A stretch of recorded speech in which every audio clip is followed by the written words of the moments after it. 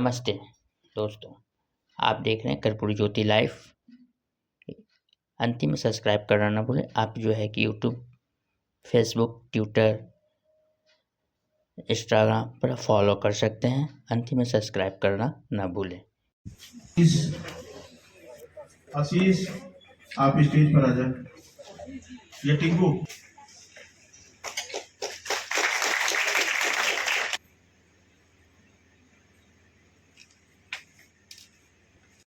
दोनों कृपया इधर देखिए।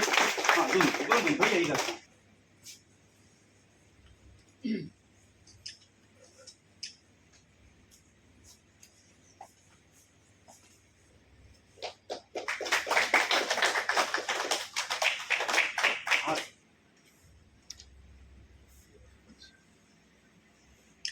सर दोनों इधर चल जाए। हाँ, थैंक नाइस नाइस नाइस, ठीक।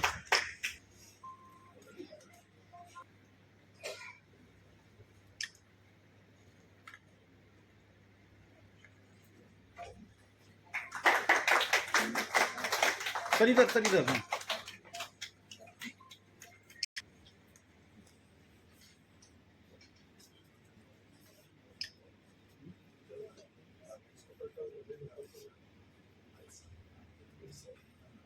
सर इधर नाइस नाइस।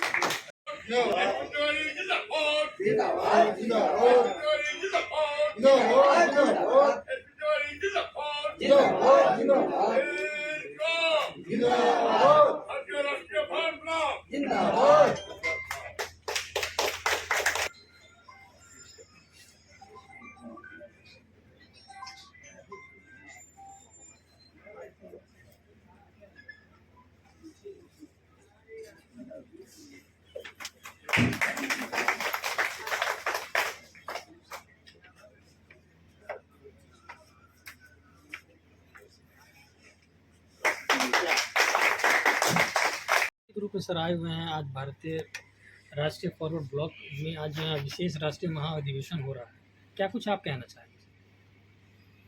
कहना चाहते हैं कि उनका नाम लगभग मिट गया है, उसको उजागर करना है। उस देश के योद्धा थे, देश के लिए बहुत उन्होंने किया था। अंग्रेजों को भगाने उनका बहुत बड़ा योगदान है। और जो आदमी सब दिन उन्होंने कहा था कि सभी भारतीय एक हो, तो अंग्रेज एक दिन भी नहीं रहेगा। ऐसे लोगों का नाम कहीं नहीं लिया जाता है। जहाँ है भी आज मूर्ति लगी हुई है, उसका भी रख रखाव नहीं हुआ है। इसलिए मैं गवर्नमेंट से आग्रह करूँगा, उनका जो नाम मिट गया है, उनके नाम पर कोई छुट्टी नहीं, हर नाम लिया जाता है। और जब विधानसभा विधान परिषद में जाइएगा, हर महान व्यक्ति का नाम लिया जाता है और हमारे सुभाष चंद्र बोस का नाम लिया है। तो मैं यही आग्रह करूँगा, देश के हर नागरिक जिसने आज़ादी दिलाई, जिनकी मेहनत से आज़ादी मिली, उनको हर लोग याद करें। और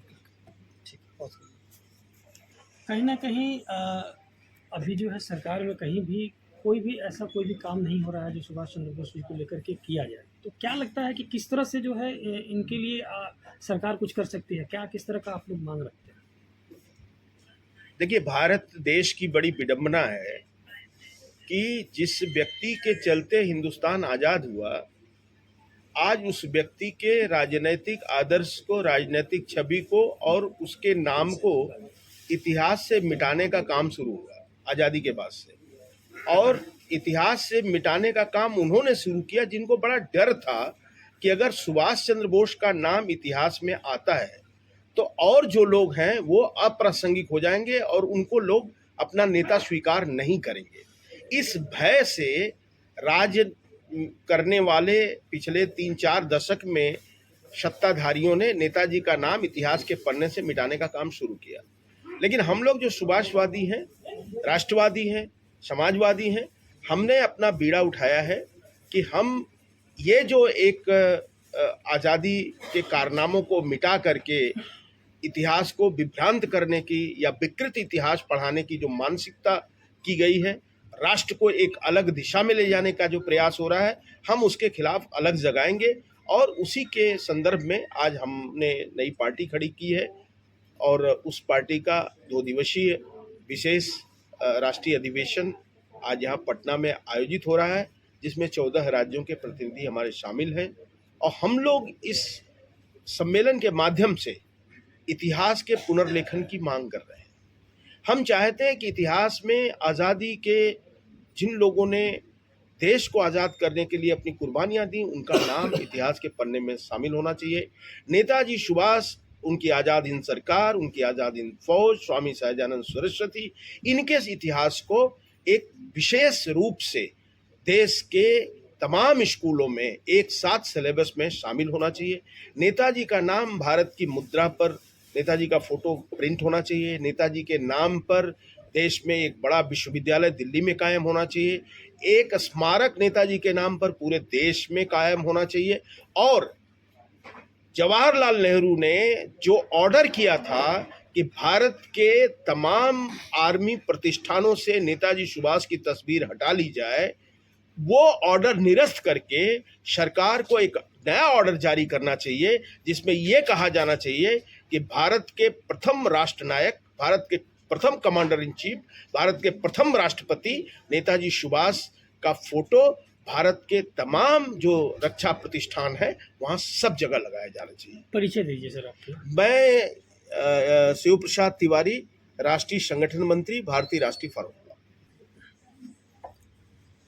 मांगे तो बहुत सारी हैं, लेकिन कुछ प्रमुख मांगे अगर जो सरकार अगर मानने को अगर तैयार हो तो वो तो 3 ऐसे कौन सी मांगे होंगी जो आप चाहेंगे कि पहले सरकार पूरा करे? देखिए, सबसे बड़ी बात है शिक्षा यहाँ की रीढ़ है जी।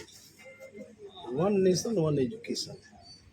पाठ्यक्रम जो है, भले हॉल अलग अलग रहे, एसी में कोई पढ़े, उसकी क्षमता है, हम उसको नहीं कहते हैं कि वो एसी में नहीं पढ़े, लेकिन पाठ्यक्रम जो है, गरीब का बच्चा को भी वही पाठ्यक्रम पढ़ाया जाए, चाहे वो प्राइवेट हो या और अमीर के बेटे को, ताकि उसको लगे कि पाठ्यक्रम में दो रूपता के चलते हम बड़े अफसर नहीं बन सकते हैं, छोटे रह जाए, ऐसी बात नहीं हो। तो 1 नेशन 1 एजुकेशन, ये सबसे बड़ी बात है, ये होना चाहिए। दूसरी बात है कि पूरे देश में चुनाव में एक व्यापक सुधार होने की ज़रूरत है।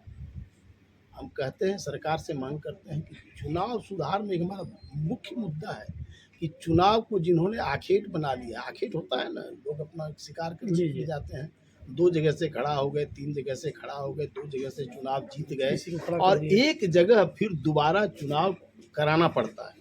हमारा मांग है कि संविधान में ये संशोधन हो कि अगर आप 2 जगह से जीत जाते हैं तो आपको एक जगह का सर्टिफिकेट तब तक नहीं मिलना चाहिए जब तक कि दूसरे का सारा खर्च आप जमा नहीं करते।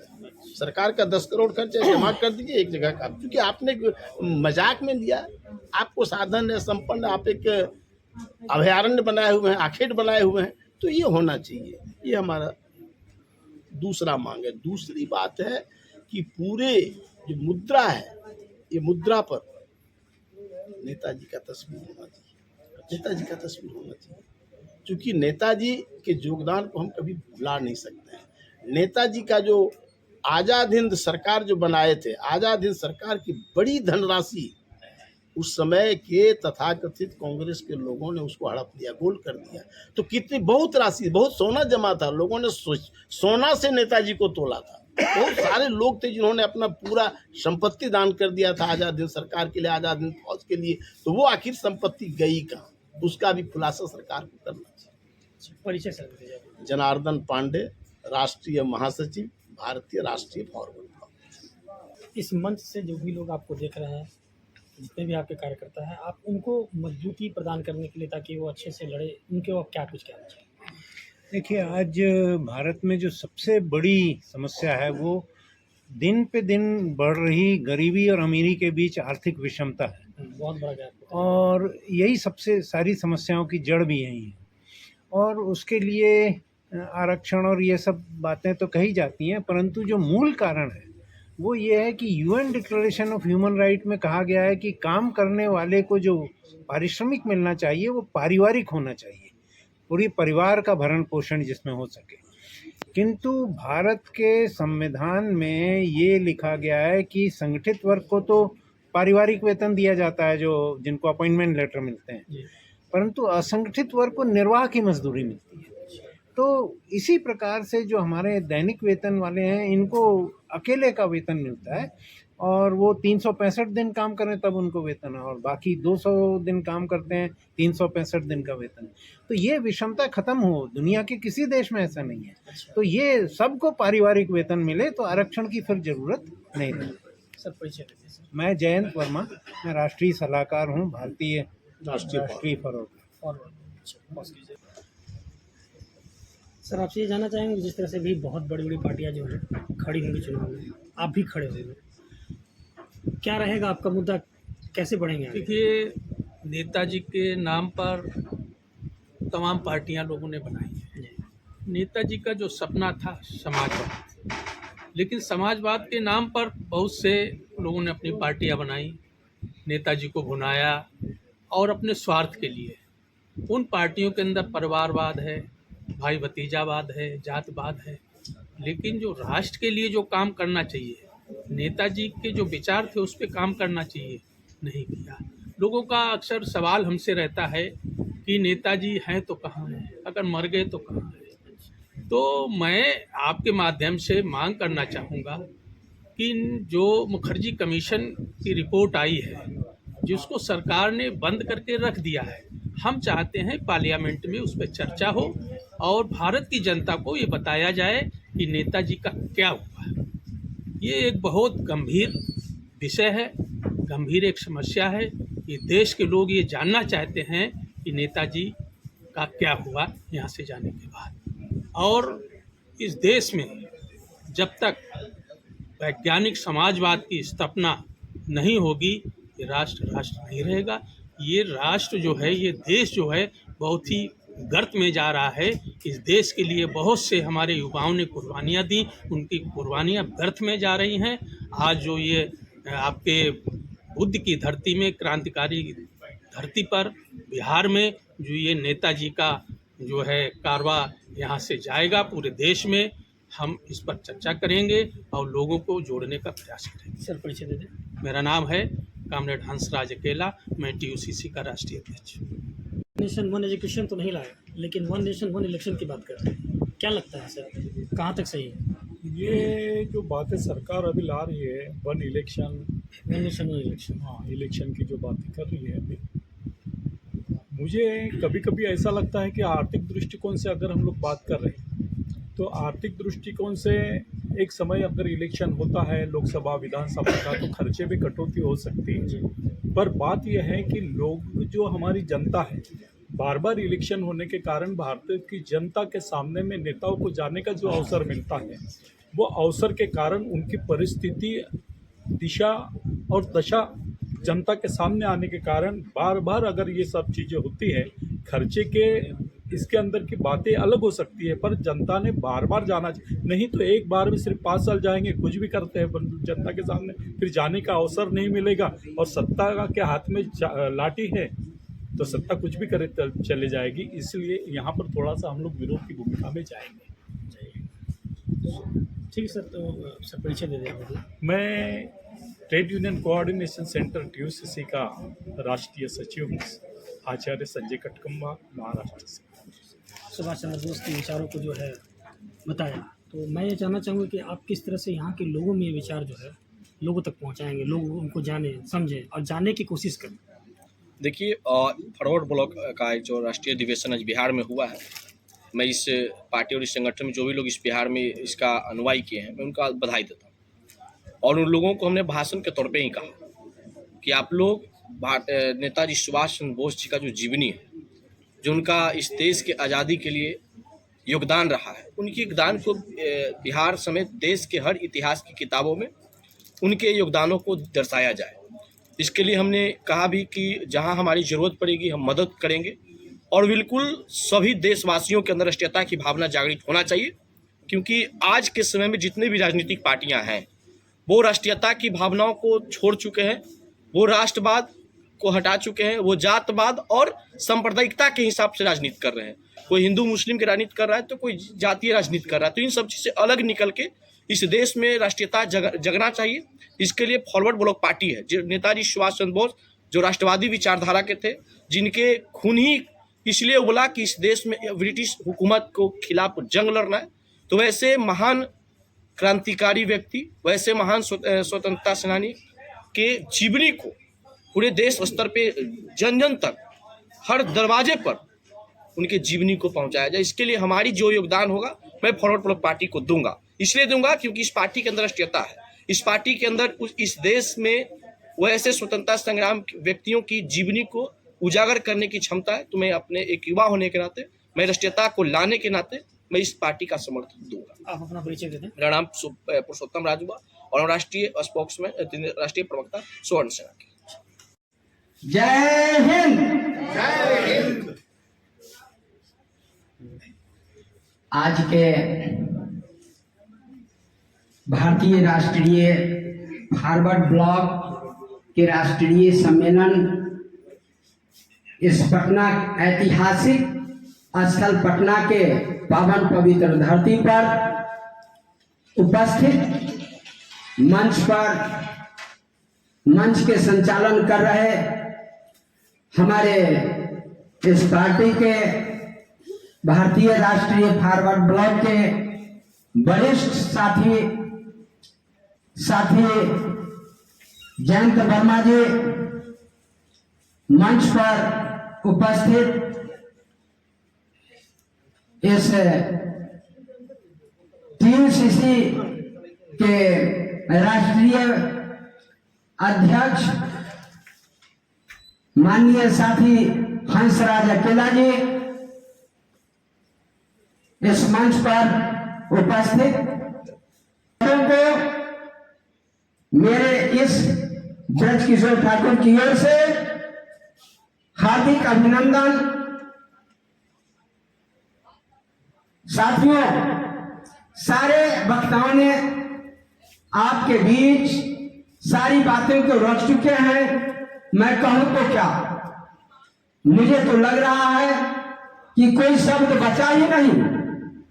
फिर भी मंच संचालन करते हुए जो साथी वे मजिस्ट्रेट का पावर होता है, मैं उनका सम्मान करूंगा। सम्मान देना पर मैं एक दायित्व बनता है।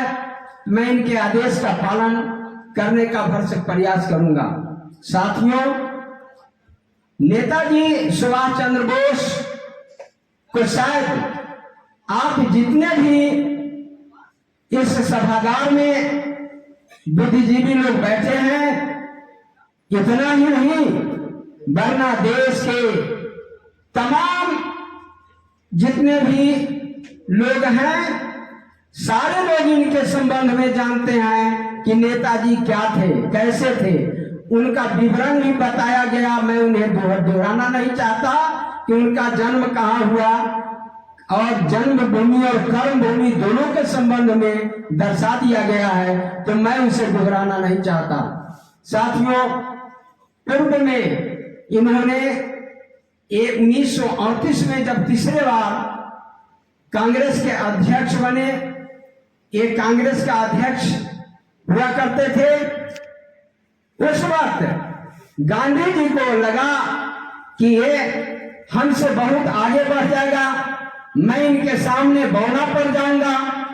तो वे इनके विरोध में, इनके साथी होते हुए, कांग्रेसी होते हुए, वे फिर सीतापट रमैया को इनके विरोध में अध्यक्ष पद के लिए खड़ा किया। फिर भी साथियों, आपको मालूम होगा ही कि वे भारी बहुमत से जीते। इसके बाद अपना किस्मत को कोसना शुरू किया गांधी जी। कहा कि ये हार सीतापट रमैया की नहीं, ये हमारी हार है। नेताजी इस बात को सुनकर काफी दुखित हुए और उन्होंने कहा कि बापू, आप जीत के और हार महसूस क्यों कर रहे हैं?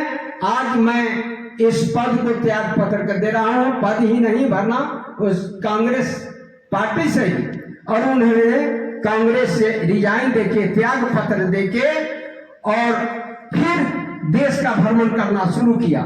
साथियों, देश का भ्रमण करने से पहले यह जान लें कि सबसे पहले हमारे पूर्व साथी बताया कि राजेंद्र प्रसाद द्वारा या कहीं और से चुनौती की दिया गया था एक नेताजी को कि बिहार आके देखो।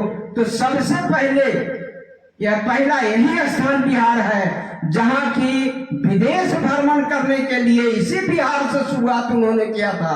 और इस बिहार में सबसे प्रथम वे कहा बाढ़ में आए थे, बाढ़ से आकर पटना की इस पावन पवित्र धरती पर जो मंगल दरबार का जो मैदान है, उस मैदान में सबसे पहले सभा को संबोधित करने के लिए उन्होंने तैयार हुआ। वहां काफी लोगों का भीड़ जुट गया मंगल तालाब मैदान में। मंगल तालाब मैदान के बाद फिर वे पटना के, आज तो गांधी मैदान के रूप में कहा जाता है, लेकिन उस दिन गांधी मैदान कहाँ, गांधी जी का नाम कहाँ था, उस दिन बांकीपुर मैदान कहा जाता था। बांकीपुर मैदान में जब उन्होंने सभा को संबोधन करने के लिए तैयार हुए, इनके पीछे पीछे काफी लोगों ने एक तादाद के साथ लगा और पूरे मैदान को भर के और यहाँ सभा संबोधन करते हुए उन्होंने कहा कि देश को आजादी करने के लिए, और एक शब्द उनका था कि तुम मुझे खून दो तो मैं तुझे आजादी दूंगा। तो खून क्या, खून काट के नहीं, खून नहीं मानते थे। उनका कहना खून का मतलब तुम अपना पुत्र दो, एक पुत्र एक औलाद तुम मुझे दे दो। क्यों? सेना बनाने के लिए। मैं उसे सेना बनाऊंगा और सेना बनाने के बाद मैं उससे भारत के पर जो हुकूमत कर रहा है, जो हमारा दुश्मन अंग्रेज, उसके विरोध में उसे लड़ाऊंगा और मैं लड़ूंगा। तो तुम मुझे खून दो, यानी एक औलाद दो, या लड़का हो या लड़की हो। ये महिला सशक्तिकरण आज की तथाकथित आज की सरकार जो कह रही है कि मैं महिला सशक्तिकरण को मजबूत कर रहा हूं, लेकिन साथियों एक जान लो, मालूम हो कि नेताजी सुभाष चंद्र बोस द्वारा ही महिला सशक्तिकरण का आवाज उस वक्त उठा था जिस समय आजादी से पूर्व, आजादी के पूर्व यही तिरंगा झंडा इन्होंने सबसे पहले कोहिमा में फहराया था। और पार्टी का जो गठन इन्होंने किया 1939 में, तो यही तिरंगा झंडा जिस पर उछलता हुआ चीता। और फॉरवर्ड का मतलब क्यों? लोगों का कहना है कि फॉरवर्ड और बैकवर्ड यानी अगली जाति और पिछली जाति को कहा जाता है। साथियों ये लोगों का भूल है। ये फॉरवर्ड उसे कहा जाता है जो अग्रगामी सोच का हो। तो अग्रगामी सोचने वाला जो बुद्धिजीवी लोग हुआ करते थे उनका वो साथ लेते थे। अग्रगामी में जानवर में सबसे तेज चलने वाला उन्होंने चुना, देखा कि सबसे आगे तेज दौड़ने वाला चीता होता है, तो चीता को ही उन्होंने चुना। और चीता को चुन के और उस तिरंगा झंडा के बीच में चीता का प्रतीक रखा उन्होंने अपने झंडा में। वही झंडा आज गर्व की बात है। ये तिरंगा हमारा शान है, ये तिरंगा हमारा गर्व है। इस तिरंगा को ही हम भारतीय राष्ट्रीय फॉरवर्ड ब्लॉक पार्टी में शामिल हुआ है, तो हम भारतीयों को इस गर्व के साथ बोलना चाहिए कि सबसे अगला, सबसे भारी, सबसे मजबूत पार्टी अगर होगा तो आने वाला कल में भारतीय राष्ट्रीय फॉरवर्ड ब्लॉक होगा। और